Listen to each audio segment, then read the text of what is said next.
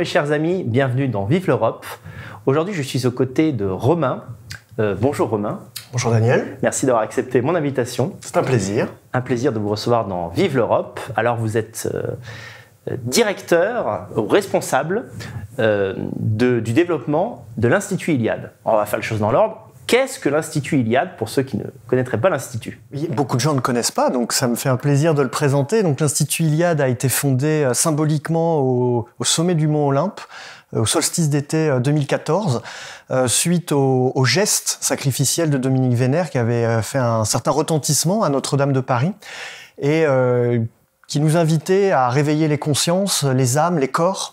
Et donc nous avons entendu cet appel et nous avons fondé cet institut qui a pour objet principal la formation de cadres pour la renaissance européenne que nous appelons de nos vœux. Nous considérons en fait, c'est l'objet même de l'Institut Iliade, que il y a un grand effacement historique. L'histoire est au cœur du projet de l'Institut Iliade qui permet ce grand effacement, ce grand remplacement ethnique sur la terre de nos pères, chose que nous refusons absolument. Nous refusons cette fatalité.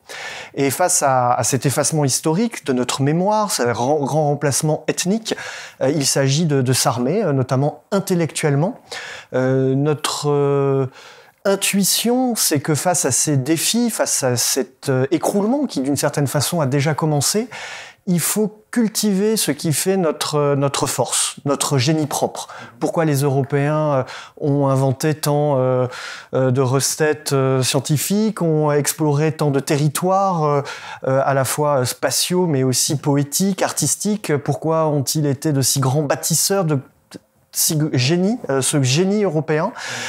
C'est évidemment en entretenant cette flamme que nous pourrons être debout au moment où l'histoire, qui est le royaume de l'inattendu, qui est ouverte par définition, s'ouvrira un petit peu plus, ou que la petite histoire se rencontrera la grande. À ce moment-là, il faudra des Européens qui assurent d'une certaine façon la continuité de cette lignée à la fois ethnique et culturelle pour assurer la continuité de la civilisation européenne. C'est cette intuition, donc cultiver ce que nous sommes, et ça passe par la formation, la lecture, nos colloques, nous avons de très nombreuses activités. Alors au sein de cette structure, quel est votre rôle? Alors, le rôle, c'est celui d'un militant volontaire. J'ai été formé par l'Institut Iliade. J'ai fait partie, on va dire, de ce premier cercle au tout début. Et puis, je me suis prêté au jeu de la formation. C'est une formation quand même assez exigeante, de 5 week-ends sur un an, avec un projet personnel. Et j'ai fait partie de la glorieuse et honorable promotion Patrick Pearse, 3e du nom. Aujourd'hui, nous en avons déjà 11, avec des figures tutélaires qui sont Dominique Vénère, Don Juan d'Autriche, Athéna, Jean Raspail, Tolkien, Dante, enfin tout le panthéon de notre chère Europe. Et puis l'Institut Iliade s'est développé. Nous avons doublé les cycles de formation, nous avons des colloques qui attirent de plus en plus de personnes, et donc j'ai pris cette place pour développer l'Institut Iliade, c'est-à-dire tout simplement faire connaître à plus de monde nos idées. Communication donc. Voilà, ça passe par la communication. Donc nous avons une chaîne YouTube, qui vient d'être explosée par YouTube pour propos politiquement incorrects. Enfin, grosso modo, il y avait 3 vidéos où nous parlions de grands remplacements, et donc on s'est fait fermer la chaîne. Donc, on est sur Odyssée. On trouve d'autres moyens, on est résolument conquérant, bâtisseur, positif. Bon, voilà, il y en a une attaque, on va passer par un autre trou de souris. L'idée, c'est que les idées passent par tous les moyens, que ce corpus doctrinal, d'ailleurs qu'on a résumé dans un livre qui s'appelle le Manifeste de l'Institut Iliade, que vous aviez lu, je crois que vous aviez apprécié, qui résume justement cette à la fois un être au monde, et on va dire une certaine pensée qu'on espère radicale, c'est-à-dire qui revient aux racines, aux sources, et alternative, et cohérente au système en place, le système que nous combattons de toutes nos forces, c'est-à-dire essentiellement l'universel, le fait que tout soit universel, que tout soit ramené au même, ce que nous appelons le système du même ou le système de la marchandise. Au contraire, face à ça, il faut cultiver la singularité individuelle, des sexes, des races, de la continuité filiale et ethnique et culturelle, et cela est valable pour absolument tous les peuples de la Terre. C'est des trésors en fait qu'il faut préserver et cultiver cette singularité des individus et des peuples et des communautés, c'est la meilleure résistance qu'on peut faire à ce système universel et du même. Alors, je crois que ce qui séduit dans l'Institut Iliade aussi, c'est cet amour et cette mise en avant de la beauté. Alors, je vais donner un exemple. Les couvertures sont très jolies. Alors, c'est subjectif, la beauté, chacun la voit où il veut, mais enfin, il y a toujours... il y a une cohérence dans l'univers esthétique, c'est toujours très joli. Vous mettez en vente des affiches qui rappellent l'univers européen. Enfin, la beauté est au centre aussi c'est pas seulement de la réflexion théorique, c'est aussi de l'esthétique. Oui, c'était même le thème de notre premier colloque en 2015, l'univers esthétique des Européens. Ouais. En fait, nous connaissons le travers dans lequel nous pouvons tomber, c'est celui des intellectuels un peu désincarnés, hors sol. Ça, ce n'est pas acceptable. Il faut être des philosophes d'action comme les présocratiques, c'est-à-dire en connexion directe avec ce que connaît notre peuple, ses aspirations, mais aussi l'univers dans lequel il se meut. Aujourd'hui, mes contemporains achètent un pont de Brooklyn chez Ikea. Et on retrouve des décors intérieurs dans les foyers français et européens qui sont les mêmes. C'est l'universalité, c'est tout ramener au même. Ouais. Il faut cultiver les singularités, ça passe par le beau et puis une certaine vision aristocratique, non pas élitiste, mais aristocratique, c'est-à-dire en proposant le meilleur dans tous les champs, notamment celui de l'esthétique, c'est l'ensemble de notre peuple qui est tiré vers le haut. D'ailleurs, on l'a vu, puisque effectivement, on a proposé une carte blanche artistique. En 7 ans, on a une quarantaine d'artistes bénévoles, amateurs, qui ont proposé leur talent. Là, on sort 2 tirages d'art que j'ai pas avec moi, un sur la figure de Merlin et l'autre de Napoléon, à l'occasion du colloque là qui vient d'avoir lieu sur le politique, à la fois pour illustrer la dimension sacrée et la dimension impériale. Et donc, ce sont des artistes amateurs qui se prêtent au jeu du dessin. Les couvertures sont faites par notre directeur artistique, qui fait effectivement de très très belles couvertures, mais en fait qui permettent d'incarner l'idée, qui éviter qu'elle vole comme ça et qu'elle disparaisse, les choses s'incarnent. Ce que nous disons dans le manifeste, ça peut trouver une traduction esthétique, ça va trouver une traduction dans les foyers des gens, dans les actions des gens. Tout doit se tenir de façon cohérente. Ce que vous dites de l'immobilier Ikea, ça me fait penser à... c'est vrai, il y a une disparition du goût qui n'affecte pas seulement les classes populaires, mais aussi les hautes classes parfois. Je suis étonné, je sais pas, on va chercher un hôtel ou un appartement un petit peu luxueux, et même dans ces appartements-là, on trouve du mobilier banal, Ikea, enfin, sans hauteur, sans esthétique, sans recherche de classicisme. C'est un peu effrayant. C'est le règne de l'avoir, où tout est quantifiable. Enfin, en grosso modo, c'est l'esprit bourgeois, c'est de tout ramener à la quantité, et non pas à des valeurs qui élèvent l'âme et l'esprit.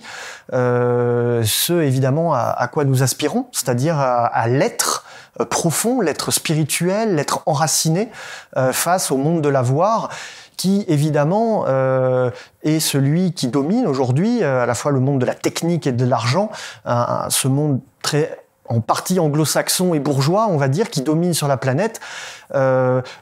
D'une certaine façon, il domine, il est puissant, mais on voit bien qu'à un moment, il fera son temps. Et donc, il faut cultiver vraiment ce qui fait qu'avant que ces valeurs bourgeoises et marchandes s'imposent, nous étions une civilisation resplendissante. On peut retrouver, en puisant à la source. Et là, c'est aussi un piège dans lequel, justement, Jean-François Gaultier, qui est disparu il y a 1 an et demi, et nous sortons un livre hommage qui s'appelle La lyre et le caducée, un piège sur lequel il nous alertait, dans lequel ne pas tomber, c'était de faire attention à ce que l'histoire ne soit pas une sorte de cocon un peu chaleureux où on se réfugierait en disant comme nous étions beaux, comme nous étions forts. Et finalement, c'est quoi? Ce sont les conservateurs. Oui, une nostalgie, mais inféconde. Exactement. Nous ne sommes pas conservateurs, nous sommes révolutionnaires. Et pour faire une révolution, il faut entretenir la flamme et que la source qui coule ne cesse de couler. Donc il faut revenir à la source, mais continuer à faire couler ce même fleuve de la civilisation européenne, de la lignée européenne. Certainement pas mettre l'histoire sous un cocon ou un musée. L'histoire n'est pas un musée, c'est un endroit où les hauts faits de héros, mais aussi de notre peuple, sont des sources d'inspiration pour se projeter dans l'avenir, toujours regarder vers l'avenir tout droit devant. Ça, c'est vraiment un piège dans lequel les conservateurs tombent et nous font perdre d'ailleurs beaucoup de temps. Oui. Alors, une des vitrines de l'Institut, c'est le colloque qui réunit en général des personnalités prestigieuses. Voilà. Qu'est-ce qu'on peut en dire? Voilà, on sort d'un magnifique colloque. Nous étions, que comme chaque année, un peu plus d'un millier de personnes. Donc, c'est le plus gros rassemblement intellectuel, on va dire, de la droite identitaire et de la droite intellectuelle. Faisons des raccourcis. C'est pas un vilain mot intellectuel. Non, c'est pas un vilain mot. Ça peut l'être si c'est mal interprété. Donc, l'idée de ces colloques est à la fois de transmettre sur des thématiques qui des fois peuvent être un petit peu désertées. Là, sur le politique, c'est quelque chose qui est fondamental, on va dire, dans notre famille de pensée. L'immigration, les frontières, c'est des choses sur lesquelles on insiste, on fait beaucoup de pédagogie. Mais par exemple, les deux colloques précédents sur l'économie ou l'écologie, qui sont souvent des domaines que la gauche morale hors sol s'est accaparée, ou alors la droite libérale. Ouais. Et donc, il faut absolument que tous les thèmes, tous les mots soient des champs de reconquête, parce qu'en fait, le politique, et c'était l'objet de ce colloque, passe pas uniquement par, on va dire, les urnes, passe par le pouvoir des symboles, des tabous, des mots. Celui qui maîtrise les symboles, les tabous et les mots, c'est le patron. Voilà, donc vous pouvez gagner les élections, mais si c'est sur les mots ou le terrain de l'adversaire, vous restez... c'est une victoire symbolique. La vraie victoire, c'est quand le champ idéologique est le vôtre. Voilà, c'est exactement ce que veulent faire les militaires quand ils se battent. Quel est le champ de bataille? Est-ce que je le domine? Est-ce que je le connais? Oui, quand je le domine et je le connais, à ce moment-là, ça peut être une vraie victoire. Donc, investir tous les champs. Et puis, nous aimons bien cette idée d'opéra européen, donc chose que vous avez remarqué, on fait de l'esthétique et donc là c'est dans un lieu prestigieux qui est dans un beau lieu en plus. Exactement, art déco au cœur de la capitale, près des lieux de pouvoir, pour montrer symboliquement que voilà, nous ne voulons pas nous réunir dans une cabine téléphonique, mais au cœur de la capitale, pour proposer une alternative idéologique et pourquoi pas plus demain.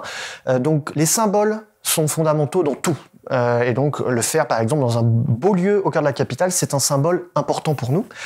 Et c'est un opéra puisqu'à la fois on réunit une communauté d'hommes, de femmes, il y a énormément d'enfants, énormément de jeunes qui se côtoient, les anciens avec les plus jeunes, donc il y a énormément de transmission qui se fait. Beaucoup de stands qui proposent justement sur le principe de l'économie circulaire des produits de chez nous pour les foyers, que l'argent circule entre nous plutôt que d'aller nourrir un système ou un État qui nous déteste fondamentalement, d'ailleurs qui s'en cache plus, il le dit même ouvertement. Et puis proposer aussi des respirations esthétiques, des belles vidéos. On fait beaucoup de vidéos, bon avant que YouTube nous sucre notre chaîne, mais les vidéos existent toujours sur Odyssée. J'invite tout le monde à aller sur la chaîne Odyssée. Vous continuez la production sur Odyssée? On continue, on n'a absolument rien changé. Et en fait, chaque vidéo est un petit peu différente de ce qu'on peut voir sur YouTube, que je connais moins bien que vous. Mais à chaque fois, c'est un format pédagogique, où chaque mot est pesé, justement, où chaque script se veut pédagogique pour permettre à chacun dans sa famille, dans son université, au boulot, de développer ses idées de façon vraiment efficace, sans tomber dans l'extrémisme du vocabulaire qui tout de suite peut démonétiser ce que vous allez dire ou alors créer un malaise chez l'autre. Par exemple, dans le manifeste, vous trouverez aucun gros mot, aucun mot extrémiste. Par contre, c'est de la bombe. Oui. C'est-à-dire, ce qui est là, c'est une alternative radicale au système. Évidemment, c'est le mot d'ordre de Jean-Yves Le Gall, ou radical sur le fond, mais pas dans la forme. Exact. Pas dans la forme. Jamais on aura à mettre notre mouchoir dans la poche, mais il est, on va dire, il est impolitique, totalement impolitique, que de se disqualifier de soi-même, en fait. Ça n'a pas d'intérêt. Il faut rester dans la course pour pouvoir continuer à discuter, imposer ses idées. Mais d'ailleurs, j'allais vous poser la question, il n'y a pas eu de problème dans l'organisation des colloques. Pour l'instant, vous n'avez pas été inquiété par... non pas par la justice, mais par exemple des journalistes. Si, il y a toujours soit des journalistes, infiltrés, ou des provocateurs. Puisque c'est une manifestation qui attire la lumière, donc tous les cafards se ramènent. Hein, qu'est-ce que vous voulez que je vous dise ? Ils viennent et puis en fait, c'est un des problèmes, entre guillemets, de l'Institut Iliade, c'est que nous, ce que nous aimerions, mais on voit que ça frémit un petit peu, c'est que nos adversaires idéologiques nous répondent sur le fond. Donc il y a une grosse paresse intellectuelle dans la gauche morale hors sol ou dans la droite libérale. Ils répètent des anathèmes, mais ils sont fatigués intellectuellement, et quand ils vont survoler ce que nous disons, c'est-à-dire c'est sans lire nos livres, sans être capable de répondre sur le fond. Parce qu'en fait, on peut les prendre pied à pied et les atomiser, hein, d'une certaine façon. Donc ils refusent de répondre sur le fond, et donc c'est les fameux anathèmes qu'on connaît pour disqualifier l'adversaire. Donc ça glisse comme sur les plumes d'un canard. Mais nous continuons le travail de refondation intellectuelle et idéologique, et nous attendons que les adversaires idéologiques nous répondent. Oui. Voilà. Alors, dans le nom même institut, il y a l'idée d'une formation, en fait, un peu comme une école. Alors justement, chaque année, vous proposez des formations pour les jeunes et les moins jeunes. En quoi est-ce que ça consiste, en fait ? Alors ça consiste c'est d'une certaine façon, c'est le cœur du réacteur. Depuis le début, c'est l'intuition, c'est que... c'est ce que dit Jean-Yves Le Gallou, hein, un homme formé en vaut 3, 2 hommes formés en valent 6. Donc voilà, c'est décupler sa puissance en étant formé, d'une part, parce que quelqu'un qui est formé, il est formé pour la vie. Moi, ça fait des années que je milite. Je rencontre et côtoie sur la ligne de front uniquement les gens qui ont été formés. Les autres... parce que la tête va tourner en trouvant une belle femme, ou quelqu'un va se faire retourner le cerveau dans une soirée par quelqu'un qui a du charisme. Ils n'ont pas la colonne vertébrale qui leur permet de tenir dans la tempête, et on est dans la tempête. Donc ça sert à ça, d'être formé. Ça sert à ancrer bien les pieds dans le sol, et ensuite pouvoir déployer sa pensée. D'une part, à quoi ça sert aussi d'être formé ? Ça sert à être structuré et, on va dire, puissant. Moi, par exemple, je considère que j'ai toujours considéré que la problématique principale, c'est les problématiques de démographie, d'immigration. C'est la reine-mère des batailles. Je me forme sur ce sujet-là au maximum pour pouvoir m'intéresser aux autres sujets et pas devenir ressassé sur ce sujet qui est anxiogène. Donc ça sert aussi à ça, à se former, c'est-à-dire à être structuré et pouvoir avoir une vue cohérente et aborder absolument tous les sujets. Si on veut proposer une alternative au système, il faut pouvoir avoir une idée de comment on doit élever nos gamins, de comment on doit s'alimenter, de quelle spiritualité. Tous les sujets doivent être abordés. Et ça, c'est en étant formé qu'on peut avoir cette ouverture, finalement.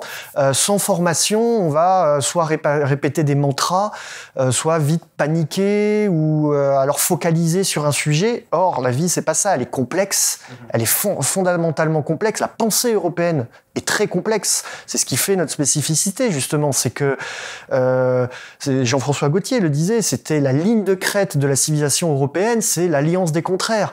C'est Hestia, le foyer, et Hermès, la conquête, l'exploration.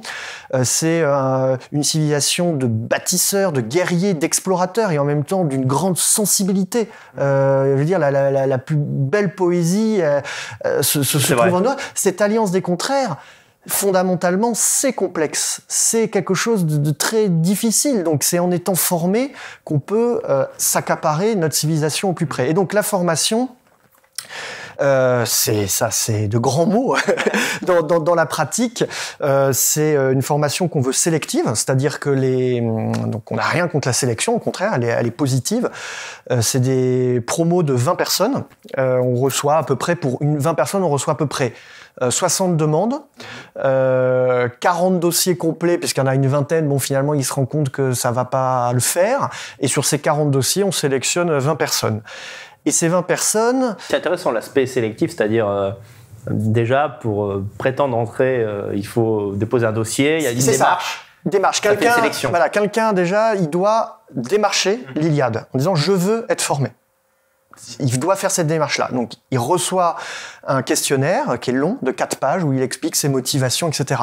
Et donc là, c'est très important pour les gens qui nous écoutent. On va pas sélectionner quelqu'un sur son pédigré politique ou sur son pédigré universitaire. C'est pas parce qu'on a bac+8 en philosophie ou qu'on est autodidacte en anthropologie ou qu'on est un militant de choc qu'on va forcément être retenu. On va, à travers les questionnaires, et ensuite il y a un entretien personnel avec chacun des candidats qui se présentent, on va justement essayer de repérer cette flamme d'engagement pour le long terme. La personne qui va pas venir en consommateur et dont on a presque la certitude qu'une fois formé, il va s'engager de toute son âme, de tout son cœur dans ce combat qui est le nôtre. Il y a multitude de possibilités pour s'engager. Par contre, là, on n'est absolument pas fermé. Nous, ce que nous voulons, c'est que la personne ait une carapace, une épée et une colonne vertébrale pour ensuite soit repartir dans son groupe politique, soit dans son foyer, soit dans ses projets entrepreneuriaux, mais avec cette formation. Donc, ça va être le critère principal qui est très difficile à décrire, mais ça fonctionne, puisqu'en fait, on est déjà à la 11e promotion, qui sont très variées, filles, garçons, des Français, des Belges, des Suisses, des Italiens, des Allemands. On essaye toujours d'avoir un peu une dimension européenne. Il faut qu'ils soient francophones, hein, puisque les cours sont en français, et des gens qui ont vraiment un bagage politique, d'autres un peu moins. Et donc il y a un foisonnement, puisqu'en fait, le binoclard intellectuel, entre guillemets, il va apprendre beaucoup de choses à l'autodidacte ouvrier de Lorraine, et inversement. Et donc, à partir du moment où ça se fait de façon, on va dire, saine, et c'est ce qui se passe, c'est-à-dire c'est justement ce qui nous réunit, nous dépasse. On efface un petit peu un petit peu comme l'uniforme qu'on porte à l'école.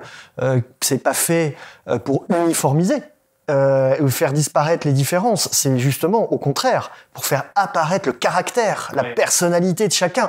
Et donc là, on a ce socle commun et on va pouvoir se nourrir des forces de chacun. C'est l'esprit de promo. Et donc, au-delà de ce qu'ils peuvent, de la formation théorique sur la géopolitique, l'histoire des idées, les idées non conformes, la philosophie, on a aussi un certain nombre de modules un peu plus pratiques sur l'art oratoire, sur les prises de parole, sur la sécurité, mais aussi on va dire des moments plus communautaires. Et d'ailleurs, c'est pas mal de gens, de stagiaires qui, s'ils vont au bout, puisque ça fait 60, 40, 20, et ensuite sur les 20 stagiaires, il y en a certains qui vont être distingués et d'autres non. D'accord. Ils deviendront auditeurs.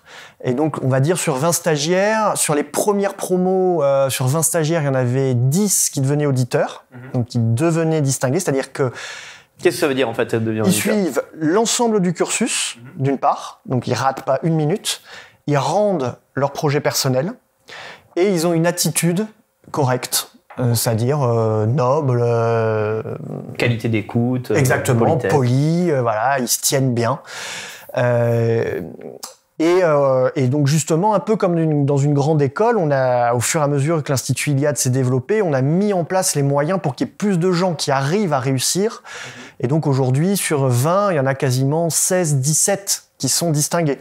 Donc c'est une forme de satisfaction pour nous. On en accompagne beaucoup plus vers la réussite. Parce que maintenant, on a un système plus fort de mentorat pour accompagner chaque personne sur son projet personnel. Voilà, les règles sont des fois un petit peu mieux connues, mieux comprises.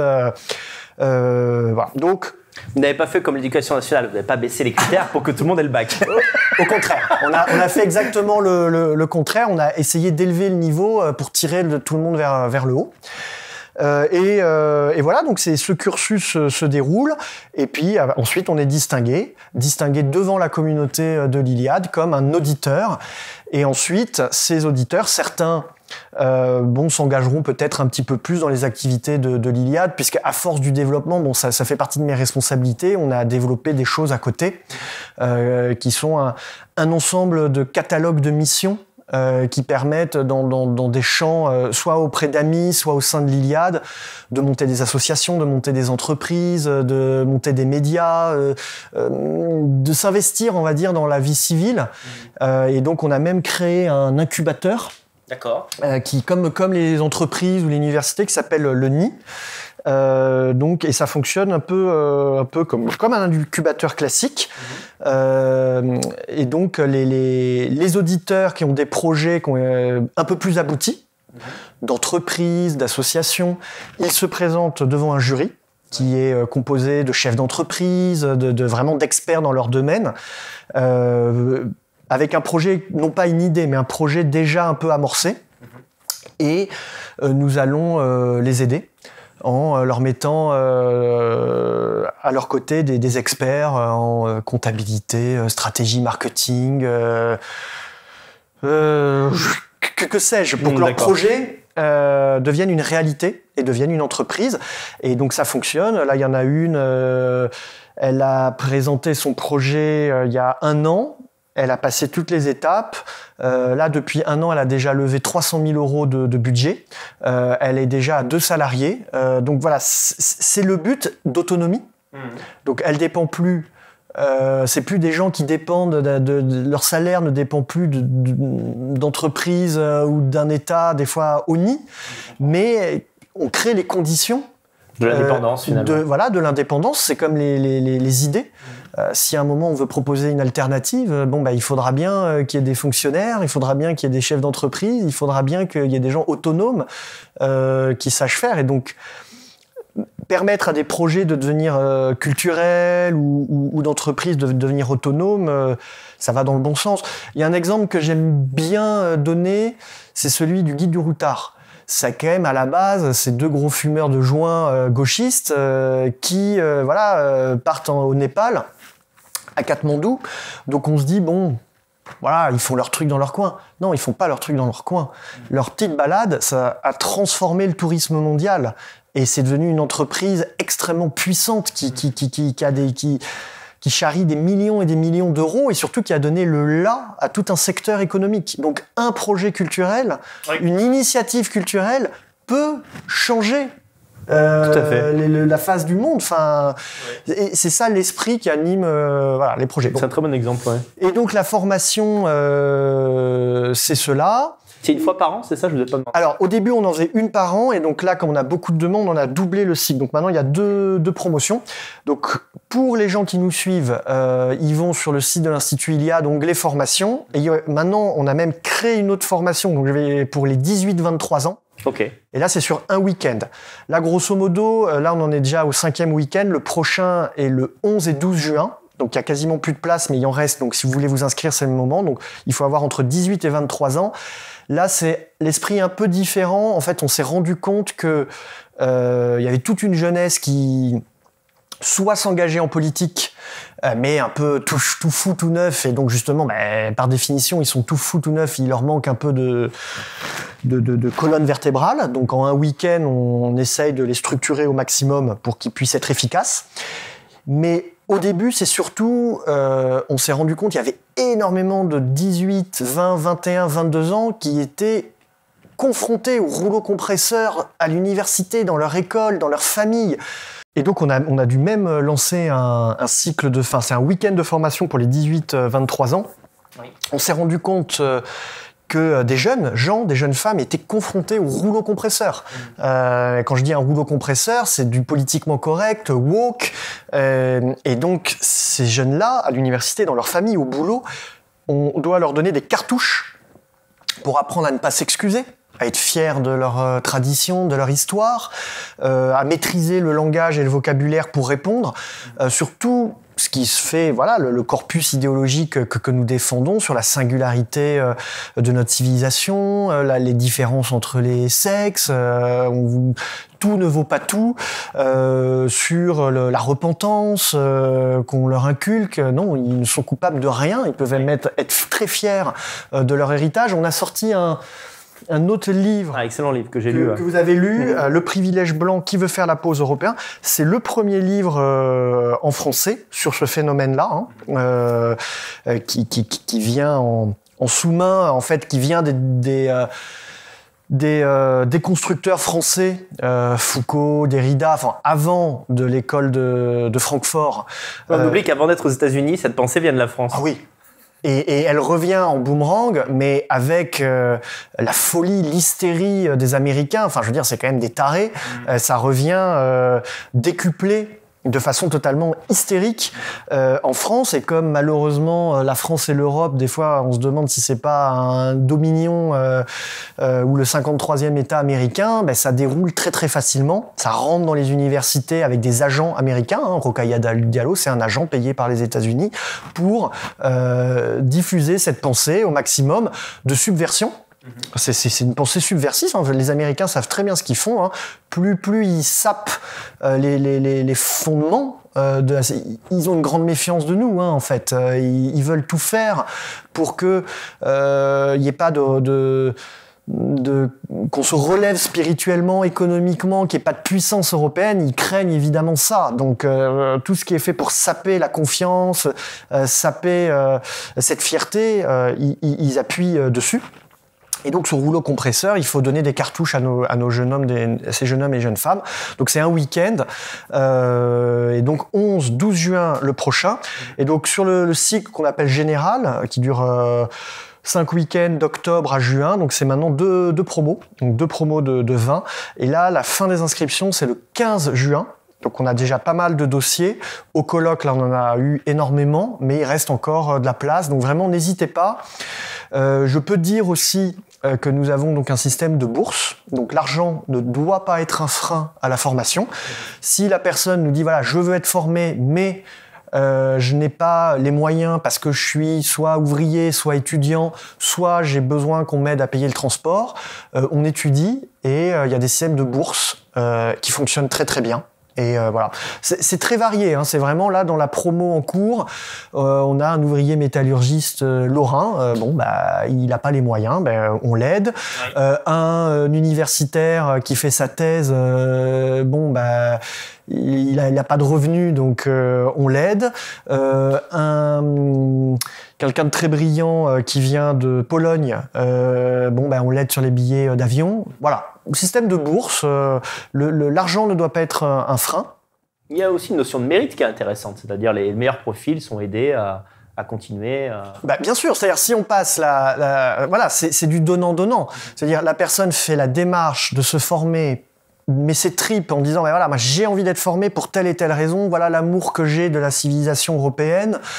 En échange, nous, c'est le but de l'Institut Iliade, on n'en a pas d'autre, c'est que cette personne réunir les conditions pour qu'elle soit formée, qu'elle lise nos livres, voilà. Donc les donateurs de l'Iliade, et j'invite tout le monde à le devenir, ils savent très bien où va leur argent. Il sert à ça.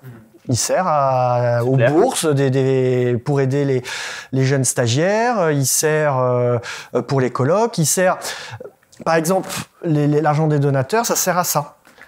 Aujourd'hui, donc vous avez un enfant, je crois. Deux. Bon, je sais pas comment c'est, mais en France, votre gosse, il va à la bibliothèque ou à l'école, c'est papa porte une jupe, Samir le petit réfugié qu'il faut aider. Enfin, c'est le rouleau compresseur. Et encore, vous dites papa, c'est insultant. Est-ce qu'il se définit comme papa?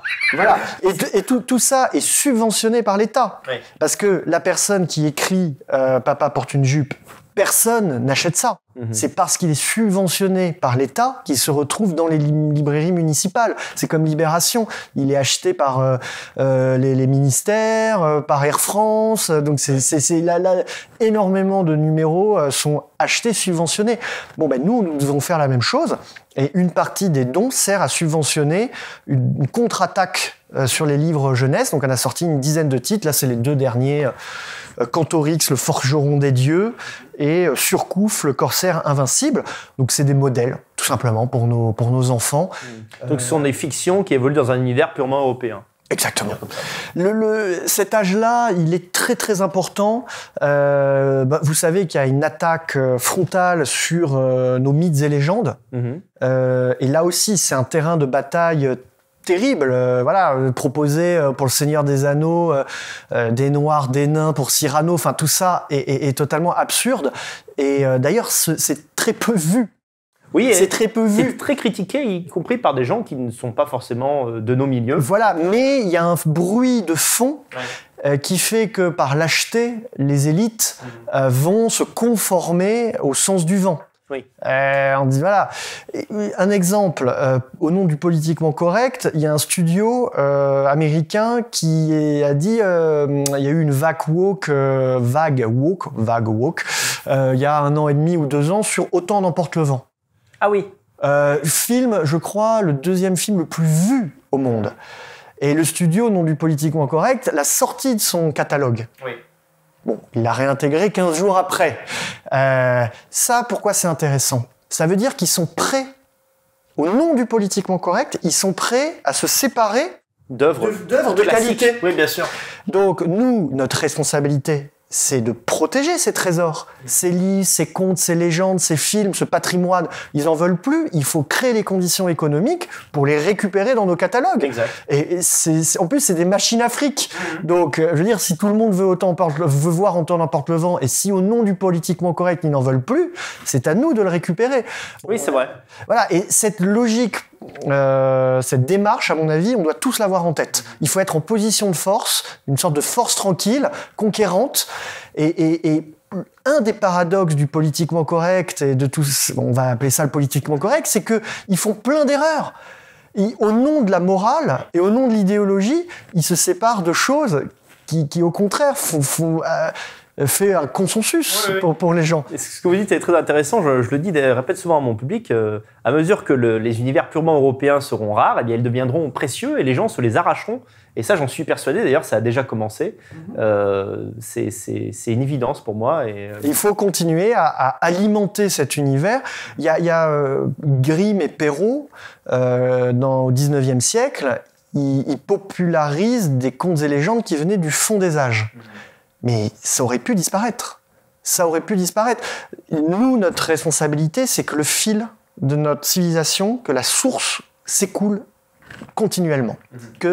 Donc, il faut éviter que nos vieux mythes, nos vieux contes, nos vieilles légendes disparaissent. Là, aujourd'hui, elles sont corrompues par Hollywood. On les retrouve sous des formes édulcorées, qui n'ont plus de sens, en fait, qui n'ont plus de sens originel. Donc, il faut à la fois faire ce travail de réappropriation et en même temps de cultiver ce que nous sommes pour continuer à créer dans la tradition européenne. Et donc, ces livres jeunesse, ça participe de cette logique. Alors plus généralement, sur les éditions de l'Institut, est-ce qu'il y a une ligne éditoriale? Est-ce qu'il y a un mot? Je ne sais pas. Oui, alors on a 5 collections. Collection jeunesse, on vient d'en parler, une dizaine de titres. Donc vraiment, j'encourage tout le monde à proposer ça à ses enfants. Ça fait des très beaux cadeaux pour les anniversaires, etc. Tous les bouquins, en fait, sont volontairement à des prix accessibles. Oui. Pour que le livre... Bon, d'ailleurs, quand on se fait censurer sur YouTube, etc., on se rend compte de l'importance des livres. Et certains de nos livres, le manifeste, nous on le considère comme un samizdat. On peut plus dire grand-chose à cause de la pression des GAFAM. Bon, ben, les idées doivent bien passer. Par un autre moyen, oui. C'est un samizdat. Donc on a cette collection jeunesse, on a une collection qui est vraiment plus doctrinale, qui est la collection Iliade, dans laquelle on retrouve ce que nous sommes pour un réveil européen, le manifeste, où là vraiment on développe nos idées. Qui est à 5 € d'ailleurs, je vois ça. 5 €, très, très abordable. Ah, d'ailleurs, enfin, on est content puisque le but est atteint, c'est-à-dire qu'on a énormément de gens qui nous en achètent 10, 20, et qui distribuent pour intéressant, un peu comme des évangélisateurs, voilà, ils distribuent autour d'eux, et c'est des gens qui ils nous l'achètent après l'avoir lu. Donc c'est-à-dire ils sont confortés sur le fait, voilà, c'est très pédagogique en fait, hein, c'est l'esprit du manifeste. Et ensuite, on a une collection Agora, donc dans laquelle on trouve des anthologies de textes de grands penseurs, Nietzsche ou Jean-François Gaultier. Et ensuite, les deux collections les plus importantes, c'est la collection Longue Mémoire. Donc, ce sont des textes ou des auteurs vraiment fondamentaux. Bon, là, il y en a deux qu'on vient de sortir pour le colloque et qui sont maintenant en ligne sur le site de l'Iliade. Tolkien, l'Europe et la tradition, qui est écrit par un de nos stagiaires. C'est son projet. Bon, là, il l'a rendu très très rapidement. Spécialiste de Tolkien. Bon, il le sait pas. Je sais pas s'il va voir la vidéo. Il a de grandes chances d'être distingué parce que c'est quand même un beau projet et c'est vraiment c'est superbe. Walter Scott. Alors là, ce qui est intéressant avec Walter Scott, c'est que c'est Henri Suamy, qui est le spécialiste de Walter Scott en France ou de Shakespeare. Oui. Et il écrivait avant dans la collection Que sais-je. Alors c'est un signal faible intéressant, c'est que la collection Que sais-je, justement, elle aussi, au nom du politiquement correct, oui, ou du sens du vent, n'aborde plus nos classiques. Ou alors n'aborde plus certains thèmes. Va refuser d'aborder des thèmes qui sont aujourd'hui au cœur de la réflexion, des préoccupations de tout le monde, qui sont le territoire, la race, la rémigration, la démographie. Ça va leur brûler les doigts, alors qu'avant, rappelez-vous, Que sais-je, c'était tous les thèmes. Oui, c'est vrai, il n'y avait pas de limite. Donc, là aussi, il faut occuper l'espace, et donc c'est un peu dans un esprit, que sais-je, de reconquête de absolument tous les thèmes, de tous les mots, de tous les auteurs. C'est intéressant que cet auteur qui écrivait pour Que sais-je, qui maintenant est exactement avec vous. Et une collection plus offensive, qui est la collection Cartouche, où là, il y a des prises de position plus politiques, un peu plus virulentes. Oui. Jean-Yves Le Gallou, que vous aviez reçu, donc le manuel de lutte contre la diabolisation, qui, d'une certaine façon, fait son effet. On voit des gens qui l'ont lu et qui utilisent les techniques proposées par Jean-Yves, ou en fait, plus que des techniques, c'est quand on a lu le bouquin, soit on a le déclic, soit on l'a pas. Et on voit ceux qu'on le déclic, ils refusent de s'excuser. Non, je ne m'excuserai pas, c'est à vous de vous excuser. Je ne vais pas m'excuser pour quelque chose qui est un héritage, qui est ma fierté. Et quand on a ce déclic, quand on a cette disposition d'esprit conquérante, eh bien on fait du judo et on retourne l'adversaire en 30 secondes, 1 minute, parce qu'en fait, ils sont assis sur rien du tout, à part un peu des anathèmes, des invectives, voilà. Là, on vient de sortir justement à l'occasion du colloque Europe puissance, une géopolitique continentale face au monde, par un professeur d'université spécialiste de géographie. Et ce livre-là, vraiment, qui est un fondamental, l'identité socle de la cité, réconcilier ethnos et polis. Il ne peut pas y avoir de développement sain politique si ethnos et polis ne sont pas conciliés. Une société trop hétérogène, société multiraciale, ça devient une société ingouvernable, multiraciste. Oui.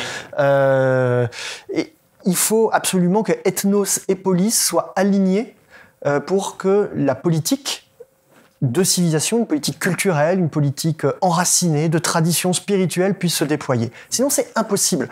Et d'ailleurs, le système veut faire de nous des agents consommateurs interchangeables pour avoir un ouvrier malien égal un ouvrier français. Mais ce n'est pas la même chose. L'ouvrier malien ne peut, entre guillemets, déployer tout son être qu'en étant au Mali, au service du Mali. Il sera forcément en France un déraciné, exploité.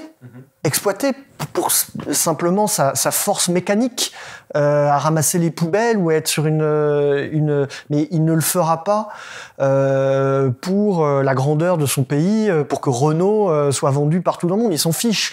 Et donc c'est fondamental. L'identité, socle de la cité. Voilà, c'est depuis Aristote, hein, c'est le même principe qu'il faut rappeler sans cesse, vraiment.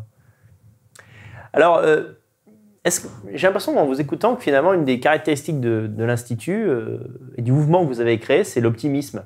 C'est quelque chose qui me plaît beaucoup, ça. Cette idée que c'est dur, les temps sont durs, on va pas se le cacher, mais on va de l'avant, on est confiant, on donne le maximum. Mais il y a deux écueils dans lesquels nous, on considère qu'il ne faut pas tomber. Même trois. L'histoire musée, le côté conservateur, mais conserver quoi ?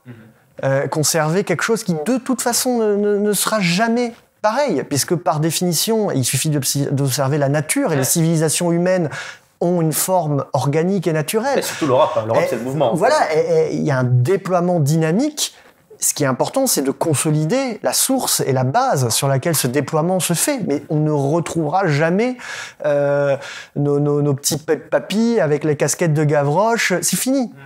Mais il faut que tout le monde se mette ça dans le crâne.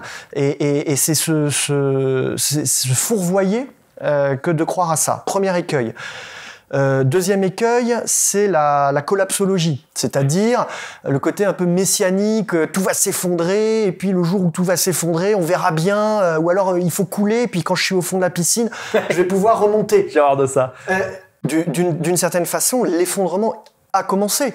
Le QI est en baisse importante, les réflexes communautaires disparaissent au sein des foyers, les genres, l'indifférenciation des genres fait qu'il y a plus, les femmes ne sont plus des femmes, ne se reconnaissent plus comme des femmes, les hommes comme des hommes, donc ce qui est la base d'une société, c'est-à-dire assurer la filiation au cœur du foyer, de la famille, n'est plus permis. Donc c'est une vraie décadence et un vrai affaissement. Donc l'écroulement a déjà commencé. Il ne faut pas attendre un écroulement supérieur que celui qui est en cours. Oui, c'est vrai. Troisième écueil dans lequel il ne faut pas tomber, d'une certaine façon, c'est une certaine dérive dans le survivalisme. C'est-à-dire position antisociale en quelque sorte. Exactement. Ouais. Une position antisociale et de recroquevillement individualiste. Le bouquin de Yann Valery, Sécession, donc le rédacteur en chef de Breitz Info, est très bien. Parce que justement, il ne tombe pas dans ce travers-là. Il dit bien, il ne s'agit pas juste de sauver sa gueule en sachant faire marcher un panneau solaire. Il explique bien comment, face à la pression de l'État, face à une certaine léopardisation du territoire, c'est-à-dire des tâches avec ici un imam, ici un homme fort, ici un politique, comment on va prendre notre place dans cette nouvelle configuration. Alors certains parlent de léopardisation du territoire ou d'archipélisation. Bref, en tout cas, on n'aura plus cet État unifié jacobin avec un État protecteur. Je veux dire, tous les piliers de l'État, que sont une bonne police, c'est-à-dire non létale, un impôt bien levé et une sécurité sociale pour amortir les chocs, ces trois piliers-là sont quand même en train d'être sévèrement grignotés. Et donc, il y a l'idée qu'il va falloir reconfigurer le paysage politique pour les nôtres. Et donc, ça va passer non pas par une forme de survivalisme, mais par une forme de reconquête politique. Et ça n'a justement rien à voir avec le survivalisme mal compris, qui est juste « je vais sauver ma gueule » ou « j'échappe à la tempête ». C'est-à-dire, c'est plus ce survivalisme qu'on peut retrouver dans le bouquin de Yann Valery, Sécession, c'est refonder des corps intermédiaires dans des villages, dans des syndicats, dans des églises, dans des choses qui permettent de refaire tampon, qui ont été mécaniquement détruits par l'État jacobin, d'une part, et par le système de la marchandise, qui a un objectif, c'est de se retrouver face à l'agent consommateur indifférencié. C'est son objectif. Si j'ai un agent consommateur indifférencié, je le mets devant la télé, c'est ce qui se passe, et j'en fais ma chose. Je lui donne un revenu universel et d'ailleurs tous les idiots utiles de gauche et libéraux sont pour le revenu universel, qui est une technique pour gaver comme des grosses pintades les Européens, anesthésiés devant leur écran, et ils vont avoir leurs 700-800 euros qui tombent, et ça suffira. Voilà, la sécession, c'est le contraire. C'est retrouver de la liberté, c'est retrouver de la souveraineté sur soi, sur son village, sur sa famille, sur sa communauté. Et voilà, donc c'est la petite nuance que je mettrais entre ce survivalisme un peu individualiste. Je comprends qu'il peut avoir son sens dans le cas d'une crise type guerre, etc. Bon, voilà, pour sauver sa famille, effectivement, mais voilà, il faut que ça soit constructeur. Il faut que ce soit constructeur, il faut que c'est le sens, et c'est de la souveraineté sur soi. C'est-à-dire, je n'abandonne pas ma famille ou moi à la télé, à l'école, qui, foncièrement, ne veut pas que du bien. Je pense qu'il faut déjà commencer par ouvrir les yeux, et il y a quand même un certain nombre d'indices qui montrent que il y a toute une ingénierie sociale qui fait que l'homme européen est désigné comme un homme à abattre. Donc il faut retrouver de la souveraineté sur soi. C'est pour ça que le politique et la politique commencent au moment où je me préoccupe de ce qui se passe dans ma rue, de comment mes enfants sont élevés, de comment je vais les protéger des différents périls. Est-ce que l'État nous protège ? Non, c'est même le contraire. Il nous dépouille de nos protections naturelles et on est démunis face à un certain nombre de périls, le système marchand, l'islamisation, l'insécurité qui attaque nos familles, nos gamins. Et donc, il faut retrouver de la souveraineté. Est-ce que c'est les hommes et les femmes politiques qui veulent le faire ? Il y a une possibilité pour que certains hommes et femmes politiques courageux, qui aient des convictions, qui ne les trahissent pas, qui aient les manettes. Donc ça fait quand même beaucoup de choses, beaucoup de conjonctions qui font que des profils assez rares. En attendant ce profil rare et qu'il y ait toute cette conjonction de bons facteurs, je pense que c'est pas idiot de se prendre en main entre-temps. C'est sûr. Puis faut-il encore gagner, même quand on a le bon profil. Voilà. Donc, je sais plus quelle était la question. Non, mais c'est parfaitement répondu. Moi, j'allais vous poser une question sur le. Par exemple, si quelqu'un vous proposait un texte, un livre, est-ce qu'il doit faire partie de l'Institut ? Quel est le... Non, c'est même le cas de plus en plus au fur et à mesure qu'on grandit, c'est-à-dire des auteurs qui nous proposent des textes. Alors, ce qu'on peut dire aussi c'est évidemment la dimension européenne de l'Iliade. Hein, ça, c'est toujours mieux en le disant. C'est inscrit dans notre ADN, mais dans les faits, aujourd'hui, tous nos livres sortent automatiquement. Et on en a beaucoup, puisqu'on en sort une douzaine par an, sortent automatiquement désormais en Allemagne, en Angleterre, en Italie, en Espagne. Donc on a une diffusion de nos idées en Europe. Mais traduit dans ces langues-là ou... Exactement. Ah, d'accord. Oh. Pas en français, non, en italien, en allemand, en anglais et en espagnol. Ouais. Et donc on s'inscrit donc dans un foisonnement intellectuel européen. Donc nous échangeons avec des Européens qui sont confrontés au même péril que nous, avec certaines de subtilités selon les régimes, les traditions locales. Donc on est à l'écoute des auteurs étrangers pour les faire connaître au maximum en France. Donc on a commencé, c'est très très long, extrêmement cher de traduire des auteurs étrangers. Donc là, on est en train de poser les jalons pour aller vers ça.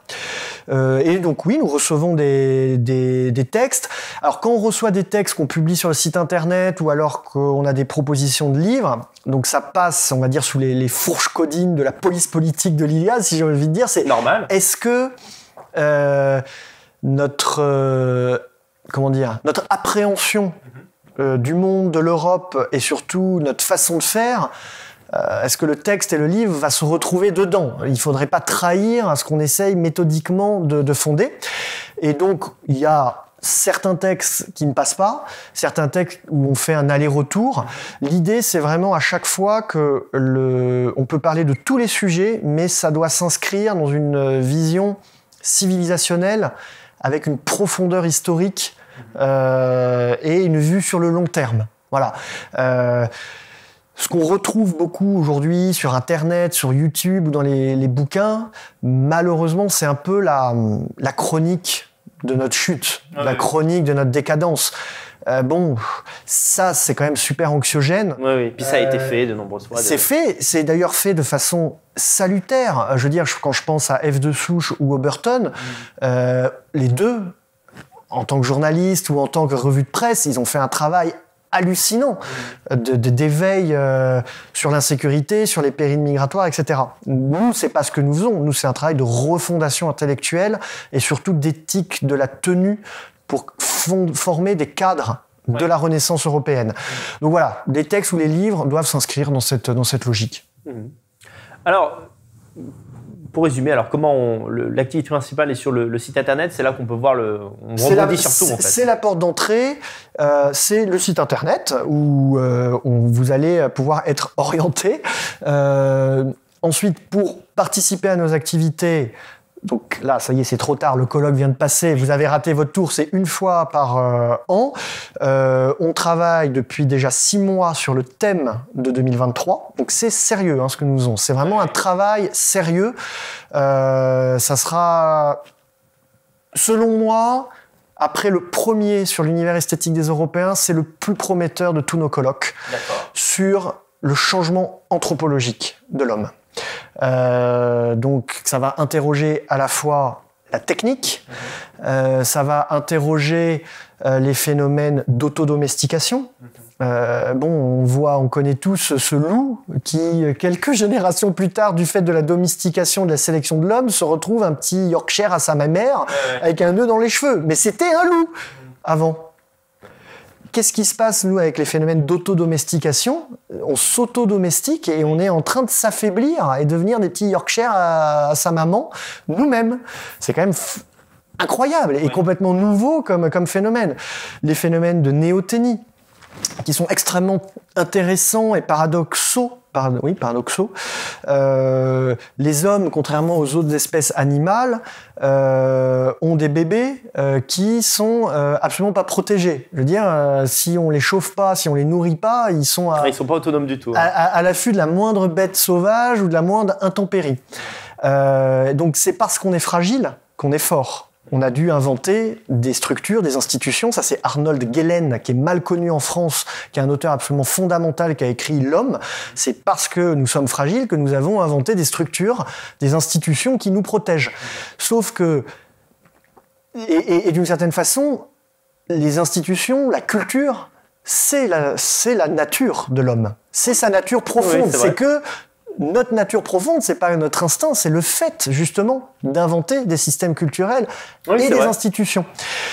Or, si ces institutions et cette culture s'affaiblit, c'est l'homme qui porte, c'est cette espèce animale qu'est l'homme qui s'affaiblit lui-même. Donc c'est un phénomène très, très paradoxal.